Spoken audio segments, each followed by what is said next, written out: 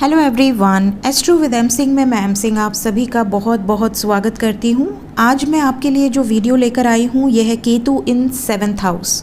अगर आपकी लग्न कुंडली में 7वें भाव में केतु ग्रह विराजमान हैं तो किस तरीके के परिणाम आपको देखने मिल सकते हैं, साथ ही साथ इनकी दृष्टि का कैसा असर पड़ेगा, प्रोफेशन किस तरीके का हो सकता है, अगर केतु ग्रह यहाँ बैठकर नेगेटिव परिणाम देने पर आ जाएं तो किस तरीके के परिणाम आपको फेस करने पड़ सकते हैं और इनसे बचने के उपाय क्या हैं, ये सब हम इस वीडियो में 1 बाय 1 डिस्कस करेंगे। तो वीडियो को स्किप मत कीजिएगा, पूरा देखिएगा। तो सबसे पहले अगर मैं बताऊं केतु ग्रह क्या है। केतु एक छाया ग्रह है, शैडो प्लैनेट है, south node of the moon. और केतु को हम डायरेक्टली नहीं देख सकते, विजिबल नहीं होते, बट ये ग्रहण ज़रूर लगा देते हैं।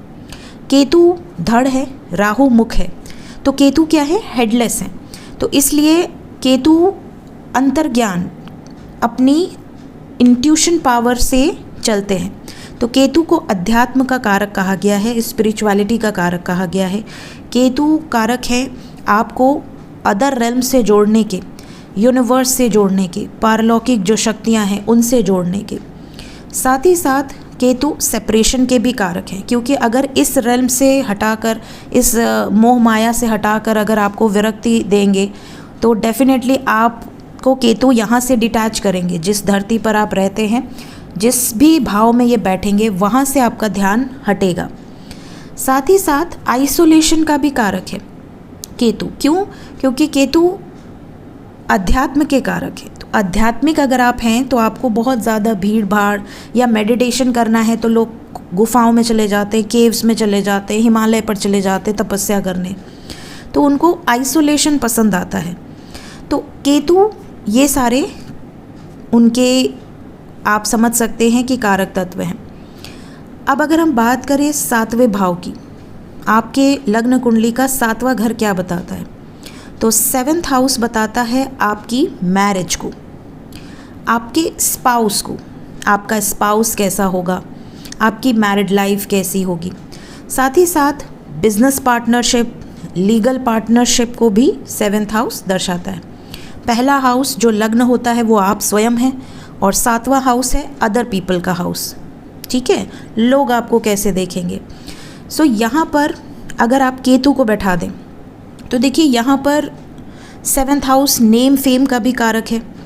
अगर आपकी मैरिड लाइफ में कल को कोई दिक्कत आई और कोई कोर्ट कचहरी का मैटर हो गया तो आप कोर्ट केस जीत पाएंगे या हार जाएंगे, ये भी हम 7वें भाव से देख लेते हैं।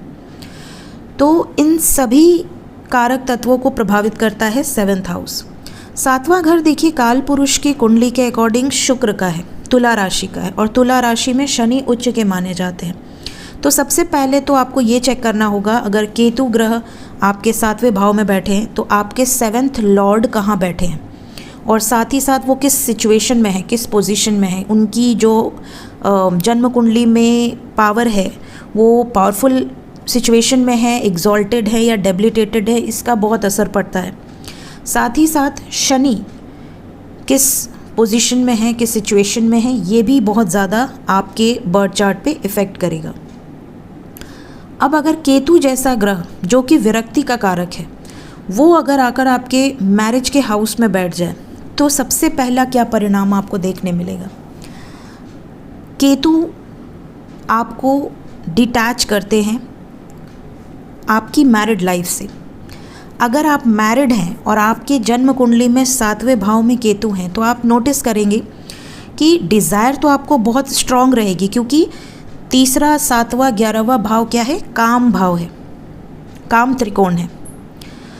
तो काम त्रिकोण में अगर केतु बैठे हैं तो ये आपको डिज़ायर तो देंगे कि मुझे शादी करनी है, मुझे शादी करनी है, मुझे शादी करनी है, लेकिन आप बहुत रिजिड होंगे। कैसा पर्सन आपको चाहिए वैसे ही पर्सन से शादी करनी है।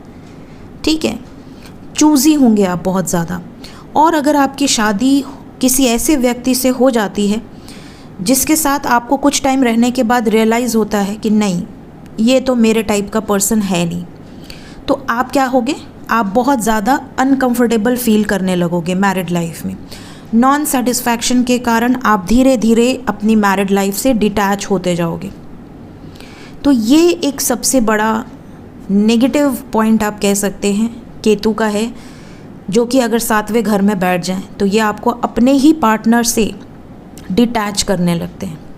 कई बार ऐसा भी देखा गया है कि केतु 7वें घर में बैठे और अगर पॉजिटिव परिणाम न दे रहे हों तो शादी में बहुत डिले हो जाता है। ठीक है, डिले इन मैरिज के कारक है। और कई बार शादी के बाद या तो स्पाउस की हेल्थ बहुत ख़राब हो जाती है या डिवोर्स का चांस बन जाता है या सडनली कुछ ऐसी घटनाएं घटित हो जाती हैं जिसके कारण कम्प्लीटली डिटैच हो जाता है इंसान। तो ये ज़्यादातर केसेस में देखा गया है। इसलिए इससे बचने के लिए आपको, अगर आपके 7वें भाव में केतु हैं तो सोच समझकर शादी करें और शादी के बाद संतुलन बनाने की कोशिश करें, बैलेंस बनाकर चलने की कोशिश करें, मेडिटेशन करें, अपने स्पाउस के साथ किसी न किसी धार्मिक यात्राओं पर जाते रहें ताकि आपकी मैरिड लाइफ पे कोई भी गलत प्रभाव ना पड़े। इसके अलावा केतु जब 7वें भाव में बैठते हैं तो इंसान की, अगर मैं क्वालिटीज़ की बात करूं तो ये थोड़ा सा कंजूस बना देते हैं। ठीक है, लेकिन ये कहा गया है कि अगर 7वें भाव में केतु हो और सामने वाला व्यक्ति जो भी जातक है अगर वो कंजूस हो जाए तो आपकी बरकत में कमी आ जाती है। आपकी जो लाइफ में ग्रोथ आपको मिलनी चाहिए उसमें आपको रुकावट देखने मिलेगी। आपके आसपास के लोग ग्रोथ करेंगे लेकिन आपकी ग्रोथ नहीं होगी, जिससे आपको फ्रस्ट्रेशन होगा कि मेरी ग्रोथ क्यों नहीं हो रही, मैं भी तो उतना ही मेहनत कर रहा हूँ या कर रही हूँ। तो ये एक देखा गया है। साथ ही साथ जब केतु को गुरु का चेला कहा गया है तो जब भी जहाँ भी केतु बैठे हों आपको ये ज़रूर चेक करना चाहिए कि गुरु किस सिचुएशन में है। अगर गुरु खराब ना हो या गुरु पर किसी भी पाप ग्रह की दृष्टि ना पड़े, जैसे शनि, राहु, ठीक है, तो आप समझ लें कि आपको केतु एक न एक टाइम पीरियड के बाद अच्छे परिणाम देंगे ज़रूर। लेकिन अगर गुरु आपके किसी न किसी पाप ग्रह की दृष्टि हो या गुरु आपके डेबिलिटेटेड हो तो ऐसी सिचुएशन में कई बार देखा गया है कि 7वें भाव में अगर केतु हैं तो इंसान थोड़ा सा घमंडी हो जाता है, थोड़ा सा अभिमानी हो जाता है। तो ये केतु नेगेटिव होने की निशानी है। या गुरु के उपाय करने से भी आप इसको ठीक कर सकते हैं। गुरु के उपाय क्या है? कान में सोना धारण करें, साथ ही साथ बड़ों की रिस्पेक्ट करें, अपने एल्डर्स जैसे आपके दादाजी, आपके पिताजी के पाँव छुएं और अपने काम पर जाएं, उनको सोना दान करें। इससे भी आपके गुरु बहुत प्रसन्न होते हैं। पिता को जैसे आपने सोना गिफ्ट कर दिया। साथ ही साथ अगर मैं बताऊं 7वें भाव के केतु में एक और बात होती है कि आपकी शादी के बाद आप नोटिस करोगे कि आपकी जो वाइफ होगी शुरू में तो काफ़ी अच्छी होगी या अच्छा होगा, हस्बैंड या वाइफ जो भी, अगर आप फीमेल हैं तो हस्बैंड और मेल हैं तो वाइफ।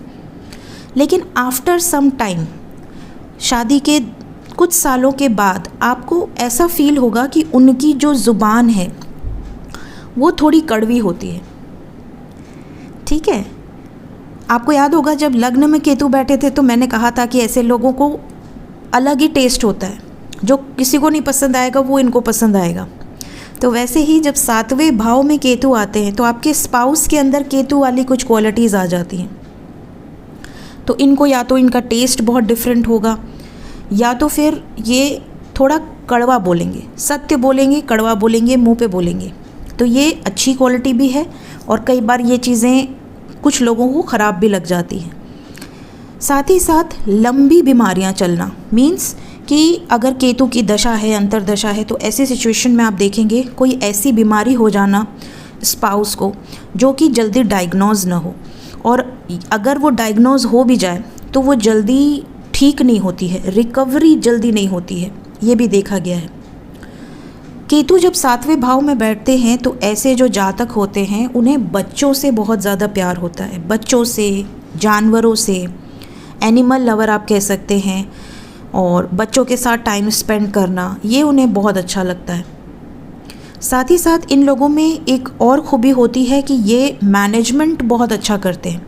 अगर घर में कोई फंक्शन हो या ऑफिस में कोई फंक्शन हो और इनको बोल दिया जाए कि भैया तुमको देखना है सारा मैनेजमेंट, तो ये बहुत ही प्रेम से और बहुत ही properly, they are the perfect planners. तो ये प्लानिंग के साथ पूरी तरह से मैनेजमेंट देखते हैं। दिमाग से ऐसे जातक बहुत तेज़ होते हैं।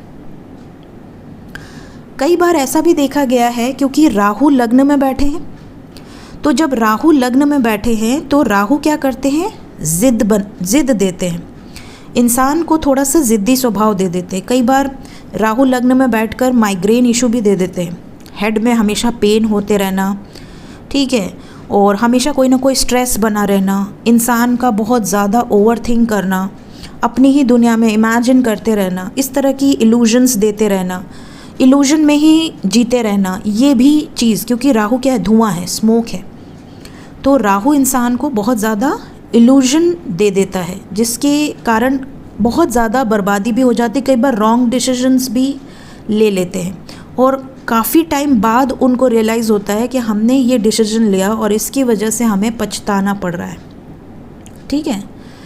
कई बार ज़िद में आके भी इंसान किसी गलत रिलेशन में पड़ जाता है, क्योंकि राहु लग्न में है तो उसकी दृष्टि 7वें भाव पे आ रही है, तो कई बार इंसान रॉन्ग रिलेशंस में पड़ जाता है और बाद में पछतावा होता है और वो डिटैच हो जाता है, ठीक है। तो ये भी कारण है। कई बार लोग कहते हैं कि अगर 7वें भाव में केतु है तो डिवोर्स हो जाएगा, तो ये उसका कारण है, बिकॉज राहु देख रहे हैं। तो राहु क्या करते हैं, कई बार मल्टीपल अफेयर दे देना या अनसेटिस्फैक्शन होना। जब इंसान नॉन सेटिस्फाइड है मैरिड लाइफ में, तो वो क्या करता है, वो घर में झगड़ा करेगा, बहस करेगा और बाहर जाकर कहीं ना कहीं किसी की तरफ अट्रैक्ट होगा।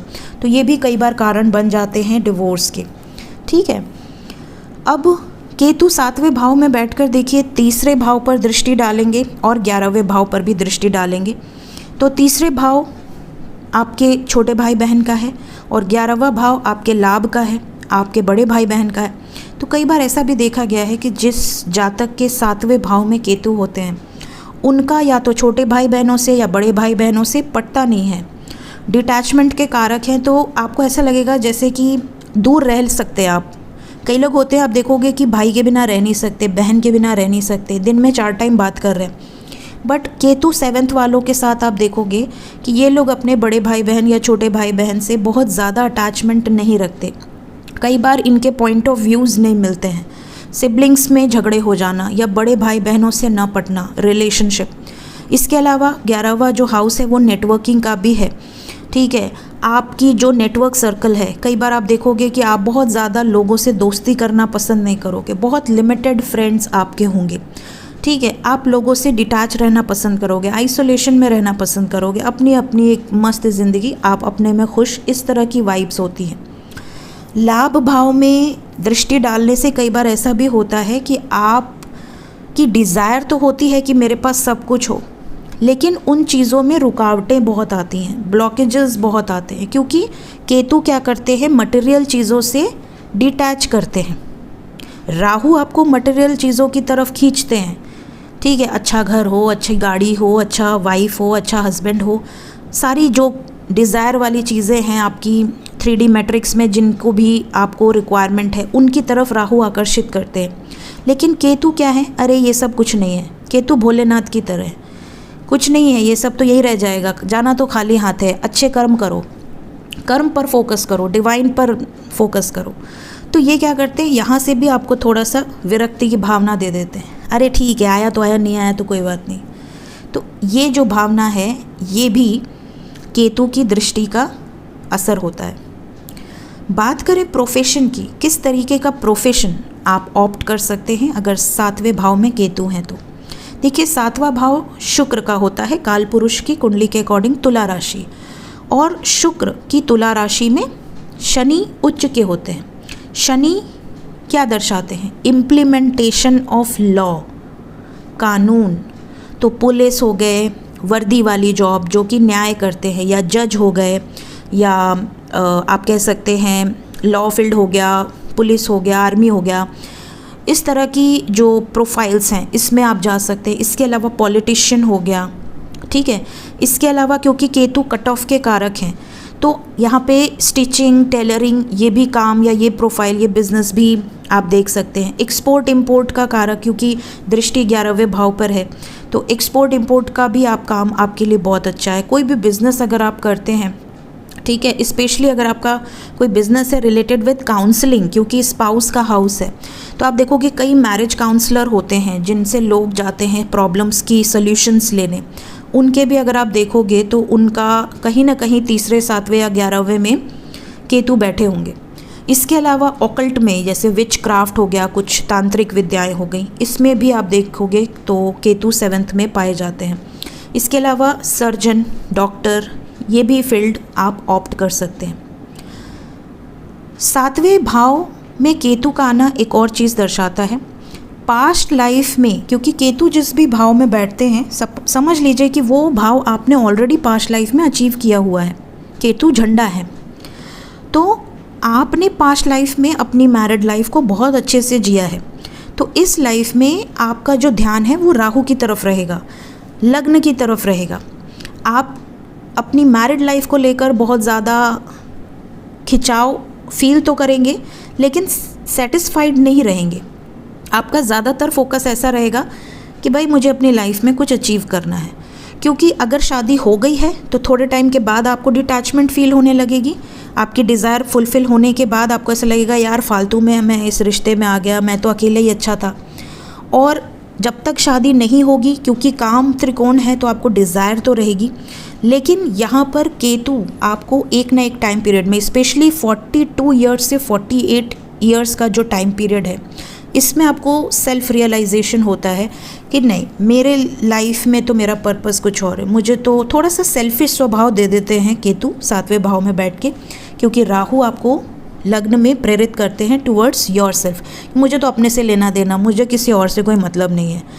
ऐसा व्यक्ति जहाँ पर काम करता है, जहाँ पर रहता है, वहाँ पर भी बहुत ज़्यादा घुलने मिलने में इंटरेस्टेड नहीं रहता। नेगेटिव अगर केतु हो जाए तो किस तरीके के रिजल्ट्स आपको देखने मिलेंगे। केतु जब 7वें भाव में नेगेटिव हो जाए तो ऐसे व्यक्ति को ज़ुबान का पक्का होना चाहिए। अगर वो झूठ बोलता है या किसी भी तरह की झूठी गवाही देता है तो इस पर बहुत बुरा असर पड़ता है। ऐसे व्यक्ति को बहुत ग्राउंडेड होना चाहिए, डाउन टू अर्थ होना चाहिए, किसी भी बात का घमंड नहीं होना चाहिए, अदरवाइज़ यहाँ पर बहुत ज़्यादा बुरा असर आपको देखने मिलेगा। कई बार बीमारियां बहुत परेशान कर देती हैं। 7वां भाव देखिए, आपके नाभि के नीचे के रोग, जैसे बहुत ज़्यादा यूरिन प्रॉब्लम होना, यूरिन इन्फेक्शन हो जाना, पैरों में दर्द होना, रीढ़ की हड्डी में दर्द होना, किडनी से रिलेटेड प्रॉब्लम, अपेंडिक्स या स्टोन बन जाना, इस तरह की जो प्रॉब्लम होती है, या फिर कुछ ऐसे रोग जो जल्दी डायग्नोज न हो, ऐसी प्रॉब्लम्स भी नेगेटिव केतु की निशानी होती है। इसके अलावा कई बार मैरिज में क्रिटिसिज्म फेस करना पड़ सकता है, या तो सामने से पार्टनर से कोई धोखा आपको मिल जाता है, तो ये भी एक नेगेटिव केतु की निशानी होती है। उपाय सिंपल है, आपको केतु के लिए भगवान गणेश की आराधना करनी चाहिए। साथ ही साथ कड़वा न बोलें, मीठी ज़ुबान रखें, और तिल का दान आप कर सकते हैं। जानवरों को तिल खिला सकते हैं, स्पेशली स्ट्रीट डॉग्स को, बर्ड्स को, ठीक है। इसके अलावा कान में सोना धारण करें, बड़ों का सम्मान करें। इतने भर से ही केतु आपके अच्छे रिजल्ट्स देना शुरू कर देते हैं। केतु अपनी दशा और अंतर्दशा में शुरू के 1 साल 2 साल के अंदर किस तरीके के परिणाम देते हैं, उसी से आप जज कर सकते हैं कि केतु आपको नेगेटिव परिणाम दे रहे हैं या पॉजिटिव, ठीक है। उसके बेसिस पे ही आप फटाफट से उपाय कर सकते हैं। लेकिन मैं हमेशा रिकमेंड करती हूँ कि अगर आपको कभी भी इस तरह की प्रॉब्लम्स हो तो गणेश जी के मंदिर में जाएं, गणेश जी की आराधना शुरू कर दें, आपके लिए बहुत अच्छा उपाय है, बेस्ट उपाय है। सो ये थी गाइज़ मेरी केतु इन 7th हाउस पर एक छोटी सी वीडियो। होप आपको इस वीडियो से काफ़ी नॉलेज मिलेगी। वीडियो अच्छी लगी हो ज़रूर लाइक करें। Thank you so much guys, take care.